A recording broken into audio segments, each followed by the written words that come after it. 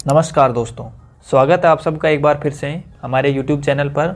आज इस वीडियो में हम देखेंगे कि अगर आप किसी व्यक्ति से या किसी कंपनी से चेक ले रहे हैं तो उस चेक को लेते समय आपको क्या क्या सावधानियां रखनी चाहिए, ताकि अगर खुदा न खास्ता वो चेक अगर बाउंस हो जाए तो बाद में आपको कोर्ट में पछताना ना पड़े। तो सर, सबसे पहली सावधानी तो ये रखनी है कि कभी भी चेक को अपने हाथों से नहीं भरना है। अपनी राइटिंग से कभी भी चेक को नहीं भरना है। आपने जिस भी व्यक्ति से चेक लिया है, चेक को लेते समय उसी व्यक्ति को बोलिए कि वह अपनी राइटिंग में ही पूरे चेक को भर के देगा। आपका नाम भी भरेगा, जो अमाउंट है उसको शब्दों में भी लिखेगा, न्यूमेरिकली भी लिखेगा। अब अगर आपका ट्रांजैक्शन या व्यवहार कुछ ऐसा है, कुछ इस तरह से है कि आपको अभी अमाउंट का पता नहीं है, तो कोई बात नहीं, आप अमाउंट को खाली छोड़ दीजिए। जिस नाम से आप चेक ले रहे हो वो उसी की राइटिंग से भरवाइए। आप उससे खाली चेक या ब्लैंक चेक सिर्फ साइन करवा कर मत लीजिए।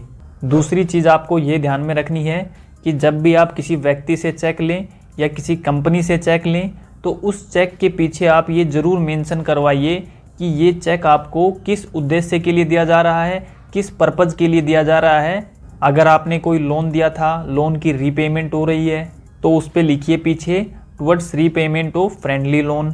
अगर किसी एग्रीमेंट के तहत दिया गया है तो पीछे मेंशन कर दीजिए कि ये इस एग्रीमेंट के तहत दिया गया है और इस डेट का था। कोई माल सप्लाई का मैटर था तो उसके ऊपर इनवॉइस नंबर मेंशन कर दीजिए। यानी कि यह मेंशन करवाना ज़रूरी है कि यह चेक ये आदमी आपको किस उद्देश्य के लिए दे रहा है। और चेक के पीछे उद्देश्य लिखने के बाद उस व्यक्ति के पूरे सिग्नेचर आप करवा लीजिए उद्देश्य के नीचे, और उसका मोबाइल नंबर भी वहाँ पर लिखवा लीजिए। ये सावधानी भी आपको चेक लेते समय रखनी है। एक सावधानी ये रखनी है कि चेक अगर सामने वाला व्यक्ति अपनी राइटिंग में नहीं भर रहा है, या मान लीजिए परिस्थितियाँ ऐसी है कि वो अपनी राइटिंग में नहीं भर सकता है, तो बाद में आपको जब भी उस चेक का प्रयोग करना हो तो आप कभी भी उस चेक को अपनी राइटिंग में मत भरिएगा। आप अपनी राइटिंग में अपने हाथ से उस चेक में कुछ भी मत भरिएगा, कुछ भी मत लिखिएगा। अगर कुछ भरवाना भी पड़े उस चेक में, कुछ लिखवाना भी पड़े, तो किसी अन्य तीसरे व्यक्ति से लिखवा लीजिए, किसी अन्य मित्र से लिखवा लीजिए, किसी अजनबी से लिखवा लीजिए, किसी चित परिचित व्यक्ति से लिखवा लीजिए। लेकिन आपको अपनी राइटिंग में उस चेक के ऊपर कुछ भी नहीं लिखना है, ताकि कहीं भी आपके ऊपर ये इल्ज़ाम ना लग पाए कि इस चेक को आपने खुद से भरा है। तो इस इल्ज़ाम से बचने के लिए ये ज़रूरी है। जिस भी व्यक्ति के साथ आप लेन देन कर रहे हैं किसी भी प्रकार का, और वो आपको चेक दे रहा है, तो आपको हमेशा हर ट्रांजैक्शन को एक एग्रीमेंट के द्वारा कैप्चर करने की कोशिश करनी चाहिए। आप उस व्यक्ति के साथ एक एग्रीमेंट बनाइए, चाहे वो लोन का मैटर है, चाहे वो सामान के लेन देन का मैटर है, और उस एग्रीमेंट में आप मेंशन कीजिए कि यह चेक ये व्यक्ति आपको इस पर्पज़ के लिए दे रहा है, ताकि जो चेक का उद्देश्य है कि वह चेक आपके पास कैसे आया वो क्लियर हो सके। जब भी चेक बाउंस हो जाता है तो जो आरोपी होता है जिसने वह चेक दिया था, वो कोर्ट में कई प्रकार की दलीलें देने की कोशिश करता है। वो दलीलें क्या हैं वो आपको हम अभी बताते हैं, और इन दलीलों से आप एडवांस में ही कैसे निपट सकते हैं या कोर्ट में कैसे निपट सकते हो। एक कॉमन दलील दी जाती है आरोपी के द्वारा कि मेरा ये चेक गुम हो गया था या चोरी हो गया था, और कई केसेस में तो आरोपी बाद में पुलिस में रिपोर्ट भी दर्ज करवा देते हैं, FIR या NCR, यानी चेक की गुमशुदगी की रिपोर्ट करवा देते हैं अपना बचाव करने के लिए। तो चेक गुम हो गया है या चोरी हो गया है, ऐसी अवस्था में आपका बचाव करने के लिए जो तरीका मैंने आपको पहले भी बताया है कि आपके पास एक रिटन एग्रीमेंट होना चाहिए, और चेक लेते समय आपने चेक के पीछे उद्देश्य लिखवा के उसके साइन करवाए हैं। तो ये जो दलील है कि चेक गुम हो गया था या चोरी हो गया था और ये चेक मैंने इसको नहीं दिया, ये दलील वहीं पे धाराशाही हो जाएगी। दूसरी दलील आरोपी कोर्ट में ये देने की कोशिश कर सकता है कि ये चेक मैंने नहीं भरा, मेरे से ब्लैंक चेक साइन करवा लिया था, मैंने ब्लैंक चेक बुक साइन करके रखी हुई थी, उसमें से ये व्यक्ति इस चेक को फाड़ के ले गया था। तो इसका भी मैं आपको पहले ही बता चुका हूँ कि कभी भी चेक आपको अपनी राइटिंग में नहीं भरना है। जिस भी व्यक्ति से आप वो चेक ले रहे हैं उसी से पूरा चेक भरवाना है, साइन भी करवाना है और सारी डिटेल्स भी उसी व्यक्ति से उसी की राइटिंग में लिखवाना है। तीसरी दलील जो आरोपी कोर्ट में दे सकता है वो ये है कि ये जो सिग्नेचर है, साइन है, हस्ताक्षर हैं, ये मेरे नहीं है। और कई बार तो चेक बाउंस ही साइन मिसमैच की वजह से हो जाता है। और कुछ लोग तो होते ही सातिर हैं, वो साइन जानबूझ के ही गलत करते हैं या आपके सामने साइन नहीं करते हैं और चेक आपको लाके दे देते हैं पहले से साइन किया हुआ, या फिर कोरियर के थ्रू चेक आता है और वो कोर्ट में ये कहता है कि ये साइन मेरे हैं ही नहीं, मैंने इसको ये चेक कभी दिया ही नहीं। तो इसका तरीका ये हो सकता है कि आप यहाँ पर पेमेंट को बाइफरकेट कीजिए, मतलब पेमेंट पूरा एक चेक में मत लीजिए, उसको अलग अलग चेक में लीजिए। जैसे आपको 1 लाख रुपए किसी से पेमेंट लेना है चेक के थ्रू, तो आप उससे एक चेक नहीं, उससे 2 चेक लीजिए। एक चेक जो 5,000 रुपये का या 10,000 रुपये का ले लीजिए और जो दूसरा चेक है उसमें बचा हुआ अपना अमाउंट उसमें भरवा लीजिए।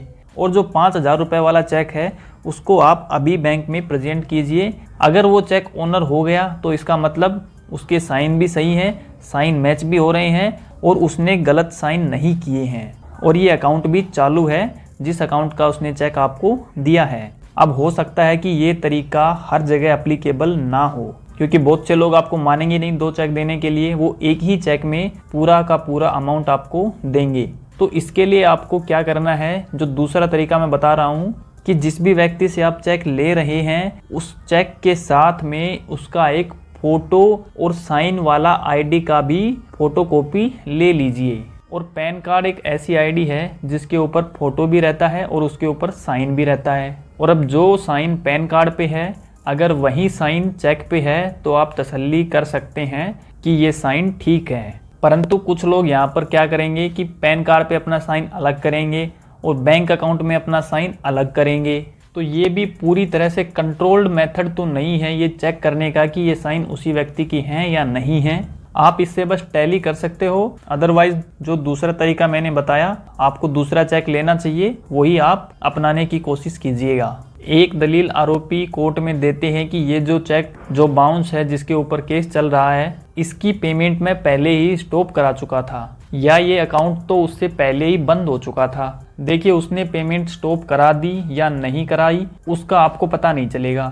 उसका अकाउंट बंद है या चालू है जब उसने आपको चेक दिया ये भी आपको नहीं पता चलेगा। पर इन दोनों ही बातों से आपको डरने की कोई ज़रूरत नहीं है, क्योंकि इन दोनों ही बातों से आपके लीगल केस पे कोई भी फर्क नहीं पड़ेगा। अगर उसने चेक की पेमेंट स्टॉप करा दी या उसने अकाउंट बंद कर दिया तो उससे जो नेगोशिएबल इंस्ट्रूमेंट एक्ट है जिसमें आपने उसके ऊपर मुकदमा कर रखा है सेक्शन 138 में या 142 में, उससे आपकी लीगल स्थिति पे कोई फर्क नहीं पड़ेगा। तो इससे आपको डरने की या घबराने की कोई ज़रूरत नहीं है। अब जो सबसे स्ट्रॉन्ग दलील होती है आरोपी की चेक बाउंस मामले में जिससे आरोपी बाइज्जत बरी हो सकता है, वो ये है कि यह चेक दिया तो मैंने ही था, लेकिन ये चेक मैंने किसी लीगल लाइबिलिटी के लिए नहीं दिया था। मेरे इस व्यक्ति को पैसे देने कानूनी रूप से नहीं बनते थे। वो ये कह सकता है कि मैंने इसको चंदा दिया था या इन्वेस्टमेंट के लिए कुछ पैसे दिए थे या बिजनेस शुरू करने के लिए, और भी कई कारण हो सकते हैं। इससे वो आपके ऊपर ही इल्ज़ाम लगा सकता है कि ये चेक तो मैंने इसे उधार देने के लिए दिया था, बाद में मेरा मन उधार देने का नहीं किया तो मैंने पेमेंट रोक दी। तो चेक का मिसयूज किया है इस व्यक्ति ने, ये कॉमन दलील है। और इससे बचने का उपाय भी मैं आपको ऑलरेडी पहले ही बता चुका हूँ कि चेक को लेते समय आप उसका पर्पज चेक के पीछे लिखवाएंगे, और अगर आपके पास इसका एग्रीमेंट भी होगा, कोई इनवॉइस की कॉपी हो या कोई ऐसा डॉक्यूमेंट हो जिससे ये सिद्ध होता हो कि ये चेक इसी व्यक्ति ने आपको दिया था और इस उद्देश्य के लिए दिया था, तो इससे आपकी लीगल पोजीशन स्ट्रांग होगी और इस तरह की बेतुकी दलीलें वो कोर्ट में नहीं दे पाएगा। एक और जो आपको यहाँ पर सावधानी रखनी है वो ये है कि मान लीजिए यहाँ पर ट्रांजैक्शन इन दो व्यक्तियों के बीच में हुई है, पर जो चेक लिया है वो किसी फैमिली मेंबर के नाम पर ले लिया या जिस व्यक्ति के साथ ट्रांजैक्शन हुई है उसके नाम पर ना लेके किसी भी अन्य तीसरे व्यक्ति के नाम पर ले लिया गया है। पत्नी के नाम पे ले लिया, बच्चे के नाम पे ले लिया, मदर या फादर के नाम पे ले लिया, अपने नाम पे नहीं लिया है उसको, जबकि सारी ट्रांजैक्शंस खुद की हैं और एग्रीमेंट खुद किया है। चाहे इसका कारण कोई भी रहा हो,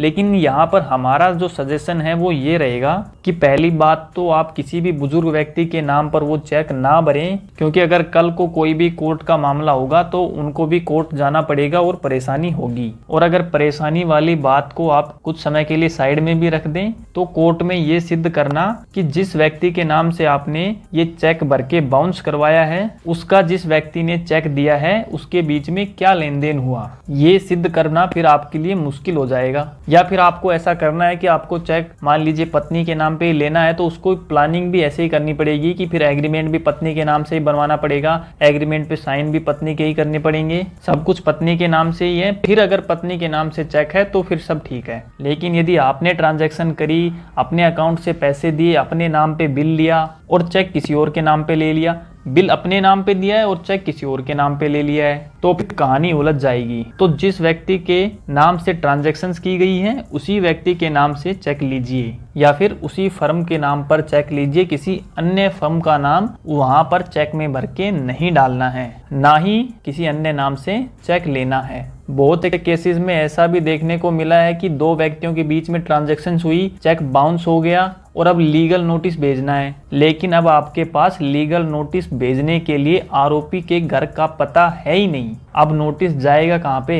या फिर कोई छोटा मोटा पता होता भी है जहाँ पे वो नौकरी करता था या किराए पे रहता था या कुछ भी था, अब वहां से वो गायब हो चुका है। तो आपके पास एक सरकारी दस्तावेज होना चाहिए उसके एड्रेस का, ताकि बाद में आप कोर्ट को ये कन्विंस कर पाओ कि आपके पास इसका यही एड्रेस था या एड्रेस का प्रूफ था जो इसने आपके रिकॉर्ड में दिया था। तो आपको चेक लेते समय उस व्यक्ति से उसके आधार का फोटोकॉपी लेना चाहिए, वो भी उसका सेल्फ अटेस्टेड, ताकि अगर बाद में चेक बाउंस होता है तो उस पते पर आप लीगल नोटिस भेज पाएं। तो सर ये कुछ वो सावधानियां हैं जो आपको ध्यान में रखनी चाहिए अगर आप किसी व्यक्ति से चेक ले रहे हो। उम्मीद करता हूं इस वीडियो से आपको कुछ सीखने को जरूर मिला होगा और आगे जब आप चेक किसी व्यक्ति से लेंगे तो इन बातों का आप अपने दिमाग में ख्याल जरूर रखेंगे। अगर ये जानकारी आपको अच्छी लगी हो तो वीडियो को लाइक जरूर कीजिए, शेयर कीजिए वीडियो को, ताकि और लोगों को भी इसके बारे में पता लगे। इसी तरह के और भी इंफॉर्मेटिव वीडियोस के लिए हमारे YouTube चैनल फिनोटेक को जरूर से सब्सक्राइब कीजिए। हम मिलते हैं जल्दी किसी और इंफॉर्मेटिव वीडियो के साथ, तब तक के लिए टेक केयर, जय हिंद।